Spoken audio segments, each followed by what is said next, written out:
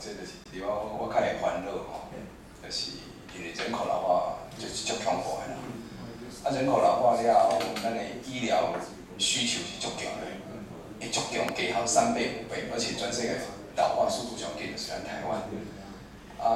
偏偏就是讲，咱需要重症医师的时，偏偏咱刚好都爱断层。所以，我较会烦恼就是讲，咱台湾无法的时间让我们适应，就像瑞典，因7%到10%拢足久的，那10%到20%嘛，就已经在20%，但是咱在10年、20年就超越伊啦。所以我较会烦恼讲，我没有很多时间去适应从热带到寒带恐怖的吼。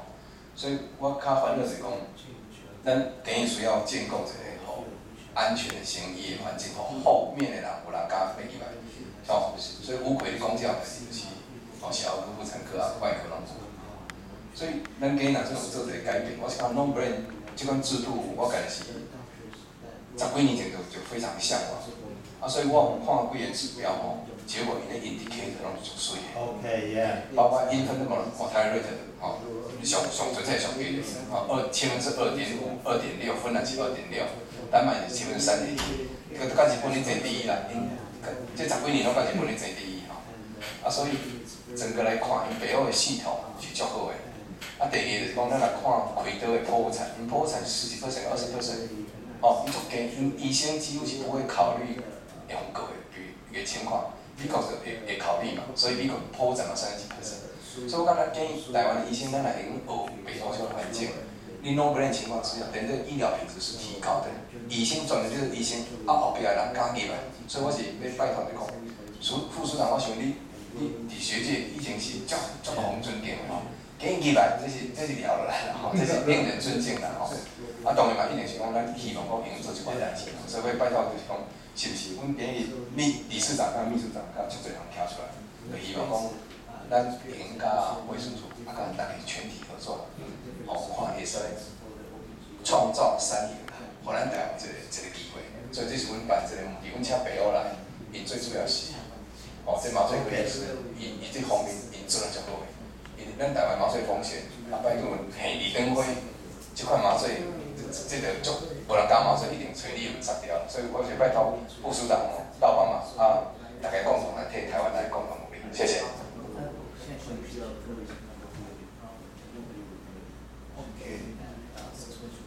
No.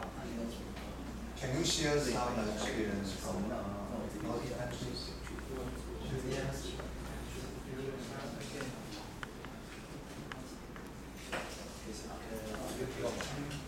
Oh, okay.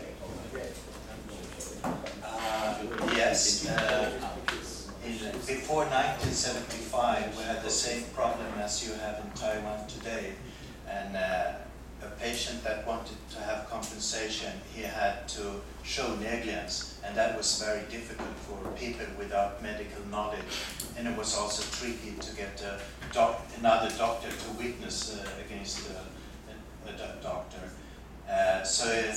And also it took a very long time to go to court in Sweden, 2 to 4 years, and it was also a very costly process. In Sweden, we have the system, if a patient sues a doctor that loses the case, the patient has to pay for his own lawyer, but also for the other lawyers, so it can be very costly affairs. And for that reason, we in the end of the 60s and 70s in Sweden started to talk about the no-blame system. And so we have had it now for over 30 years, yes. And now we pay out compensation on objective ground. The main rule, we talk about avoidable injuries.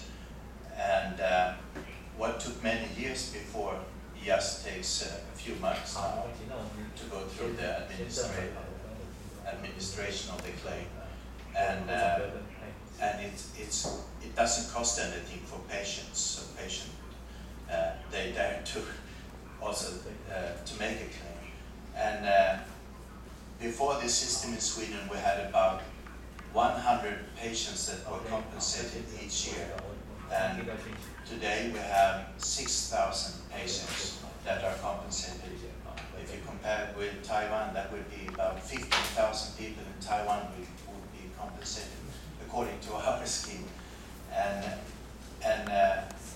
think the most important thing with the Swedish scheme is that in a new blame system, a patient, if something goes wrong, the doctor in Sweden can say, "We are sorry, that was a mistake, we are sorry, we apologize." In a negligence tort law system, the doctor will not say that. And so that is important. And it's important that they can be compensated very easily. And also in a new blame system, it's much easier with prevention because doctors in our system are not afraid to report cases. There is no cover-up and they can report it without any blame. And so for that, the prevention, and that is important for patients also. This happened to me, I don't want that to happen to anybody else. So I think that's the main thing about the Swedish system. And I think it has worked out very well. So doctors in Sweden are very satisfied with the system, patients are satisfied, our politicians are satisfied. So, and even the media is satisfied. They are very aggressive in Sweden otherwise, but sometimes they say about things that go wrong in the Swedish healthcare, but very seldom they say that the compensation system is bad. From time to time you can read, of course, about it, but it's very seldom. So I can just say from our experience, it has worked much better than we thought from the start. Thank you. Yes, thank you. From a doctor's point of view, I must say that this system is quite fantastic. We doctors are still a little afraid of a lawsuit because it's possible. It's not. It's only a full compensation system that there's no blame in that system. But we have another system where you can be punished legally. We try, when an injury happens to the patient, to say that they can seek compensation. But they may go to another system where they don't be compensated, but they are angry on the healthcare person and will legally punish the healthcare person.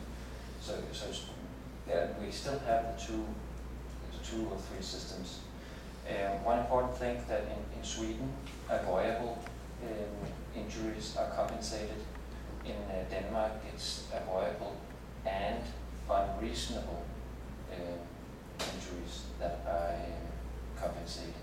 So it can be an unavoidable injury, like an infection or a nerve injury after an individual, or let's say something that happened with a low frequency.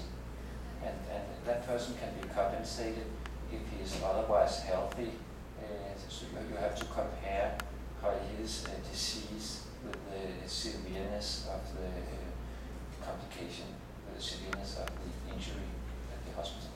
So there's avoidable and what's unreasonable injury gets compensation.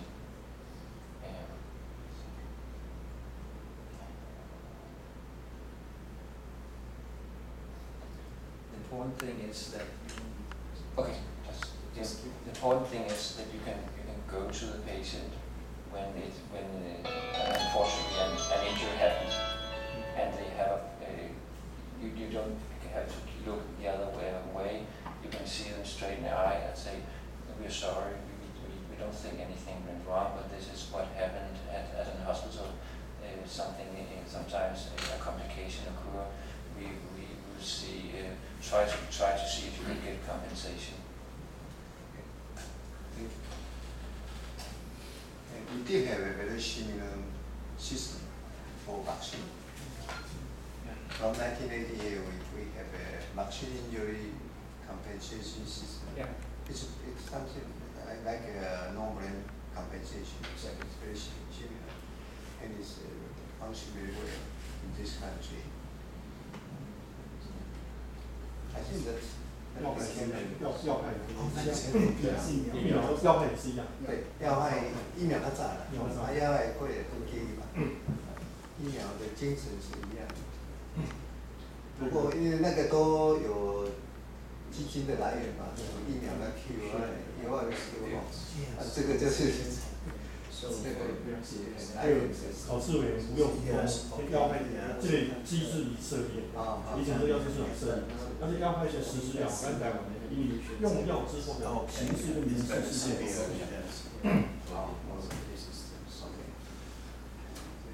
这个意思，好，请。多谢谢副处长接见我。我想这个制度no plan 这个制度最后受益的是人民，不是医生这样子，我们愿意帮卫生署一起来宣传这件事情甚至帮你在国会里面去说服立法委员因为大家都以为说这个是图利医生，这不是图利医生就好像说第三责任那个第三责任险不是图利那些司机就好像那个刑事被害的那个补偿不是图利杀人犯，那我们这个是图利给病人因为病人经过1、10几年的就那个上诉一样很痛苦最后病人会受益，这个社会会和谐我们最后就是这个老实说啦，我想大家是内行的，我们这个整个台湾的医疗纠纷的金额大概我估计大概不会超过5亿啦，所以现在是医院是最大的获益者，他们赔了很少钱，但是医生很受苦，还有病人很受苦。但是我们这个制度如果实施，包括我们从健保的节省的防备医疗，大概就超过100亿。我相信我们会获得很大的好处，我相信我们可以说服国会和人民，来把这个制度实施。谢谢。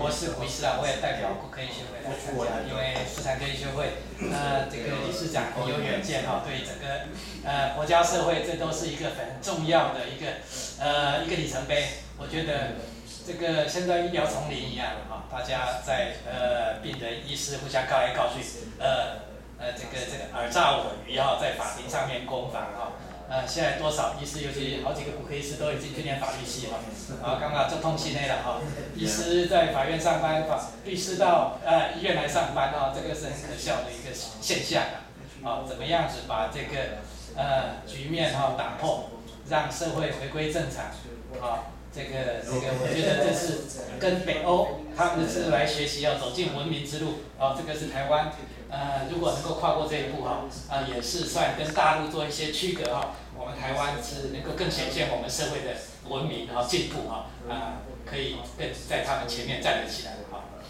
这是我的一个看法。所以就希望明天的这个 symposium 能够成功记住你们办的就是那个部长。In United States, they don't have this system. Oh no. They had, I think, even a worse system than here. So, no, I think they have tried for a long time in the United States to change it, but it seems to be very difficult to change it in America, and there are many reasons for it, but I think it's mostly political, like the trial lawyers in America. They are a big supporter of the Democratic Party in America, and every time there is speaking of reforms, they always say no, and that's so in America it's a lottery. Some people can get huge compensation because they have what is called punitive damage in America, which means that first you pay out for the personal injury, and then they say that this was gross negligence, so you have to pay an extra $100,000 or whatever. So, and that goes to the patients. So some patients get a lot of money, and some don't get anything at all. And they had a study in America, the Boston study, in the end of the 80s, and they went through a lot of journals from hospitals, and it showed that only when you talk about negligence, only one case out of 20, and here you have negligence fault, went to court and the patient was compensated. So it's not a very good So Americans come to the Nordic countries quite often. We have had them many times in Sweden because they want to have another system in America. But it seems to be very difficult in this field. So it's a political issue in the States? Yes, I think too, because the Republican government with the Bush administration, they wanted to have a tort reform in America, but it was blocked, and it's always like that. And also in America, they say it's in their legal system that you have the right as an American citizen to sue and go to court, and so you have to change many things in America. So this is strange. Yeah. And how many countries have Yes. no recommendation?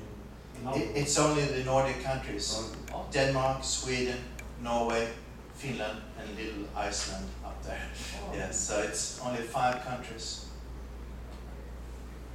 How about Japan? Japan, I think they have, since I started to work with this in the 70s, they have come all the time to us to see if they could have a similar system in Japan, but it never worked out. I think that one reason can be that in Sweden, most of the healthcare is public, but as I understand it, in Japan it's private, and that could be a problem with the financing and so on. So I think they have a scheme in Japan for birth-related injuries, but otherwise, and for some drug injuries, but they have tried for 30 years, and they have failed. 4 years ago I was in Thailand, and they have made a draft for a Patient Injury Act in Thailand, but there they have many other political problems, so it's not priority. But so Taiwan could perhaps be the number 1 in Asia. That would be fantastic. It's an honor to have you here to deliver like experience in Sweden. Yeah. Thank you so much. So I think we will enjoy your experience, and we hope our action can pass. Yes. Yeah. Okay.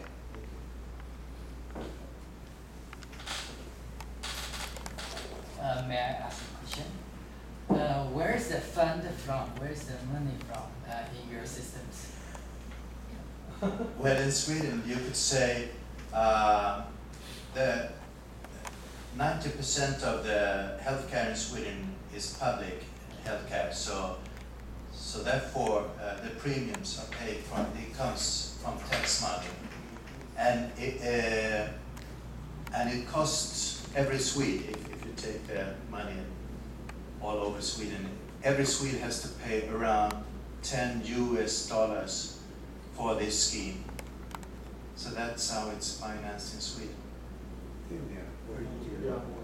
Per year. Yes, yeah. So it's not. No, what we always read in the papers in Europe is that Taiwan is a very rich country. But so you should really afford it. But then we hear that you have very low taxes. Yeah. So if you take it from the people are rich, but yeah. So that would be the problem. And I heard that you have election time coming up, and nobody wants to make the taxes higher. So you go together with the insurance, or that's a separate fund? You go together with health? No, it's a separate fund. It's a totally separate, yes. So it's insurance companies in Sweden that take care of the patient insurance, and yes. So it's separated from the healthcare system. Another question. Do you see any change of the expenditures from the fund each year? Is there any you can see decreasing or increasing or quite stable? We have more and more claims coming in all the time in Sweden. And we passed a new law in Sweden this January, Patient Safety Act. And there it says in the act that the doctor he has to tell the patient if there has been an adverse event, and he also has to tell the patient where to go for compensation if he wants that. And as I said before, the doctors in Sweden have done this voluntary, but now they have to do it by law. And so we think it will rise. And we pay out compensation in Sweden in 6,000 cases each year, and we have 12,000 cases. So, but we think still it's just the top of an iceberg. So we think that if we should pay all, it would be, I don't know, but instead of 6,000, perhaps over 20,000 or something like that. So. In Denmark, the premium also came from tax. In Denmark, the premium also comes from taxes, as in Sweden, and I think it's about the same amount, maybe $20 per person in average. But it's only the top of the iceberg. We see we have made some studies of records to see how many were injured and how many actually filled a claim, and maybe a 20-fold more claims to come if everyone does fill a claim. And we have a law saying that the healthcare person must tell the patients that they can seek compensation for serious injury since 1992. But despite that, it's rising. But we think, or people think that it's good that it's rising, because if a patient is allowed compensation, well, then she should be compensated. And I think it's because of that they don't know the law and the possibility that a lot of people don't seek the compensation. But 10% of the hospitals in Nordic countries actually are private. In Sweden, around 10% is it could be industrial health. Big companies has their own, and private doctors and dentists in Sweden. They are mostly all of them private. So they have to pay their own premiums. They have to pay their own premiums, yes. So how about the percentage in the private physician in Denmark? I think it's also about 90 to 10, like in Sweden. But in the beginning of our act, it was only the public hospitals that was covered for compensation and not the private.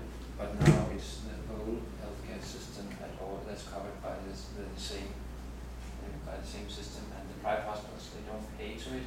It's all paid by taxes by the people. I just wonder, what's the percentage of the compensation comparing to the total expenditure of the healthcare? I don't have that figure because it's two different schemes in Sweden. So maybe 5%. 5%. It's a guess. 5. It's a guess.